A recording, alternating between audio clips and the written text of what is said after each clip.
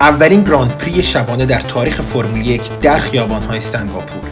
اما پشت این شکوه و نورها نقشه پنهان در حال اجرا بود. نقشه‌ای که سرنوشت یک قهرمان رو ساخت، یک راننده رو نابود کرد و یک تیم رو برای همیشه لکه داد. خوش اومدید به سکتور ایکس و داستان رسوایی بزرگ کرشگیت 2008.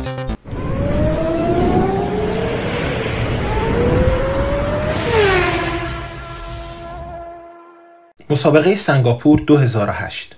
فرناندو آلونسو راننده تیم رنو مسابقه را از جایگاه 15 شروع میکنه. با این وضعیت کسی انتظار پیروزی ازش نداره. اما ناگهان در دور 14 یه اتفاق عجیب میافته. نلسون پیکه جونیور همتیمی آلونسو به طرز عجیبی کنترل ماشینش رو از دست میده و محکم به دیوار میکوبه.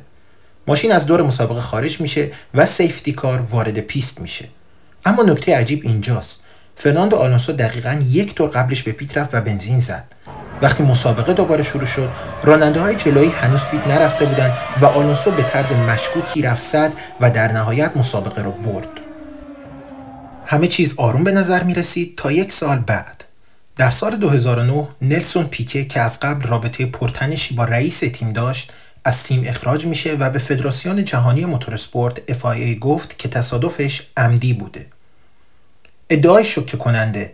پیکه میگه که با دستور مستقیم مهندس تیم پت سایمونز و رئیس تیم فلاویو بریاتوره قرار بوده عمدن تصادف کنه تا آلونسو بتونه با استراتژی پیت زود هنگام مسابقه رو ببره. تحقیقات FIA خیلی زود شروع شد. در نهایت تیم رنو اتهامات رو پذیرفت. سایمونز برای 5 سال و بریاتوره به طور مادام العمر از فعالیت در فرمول 1 محروم شدند. هرچند بعد این حکم کاهش یافت و بریاتوره امسال به فرمول 1 برگشت.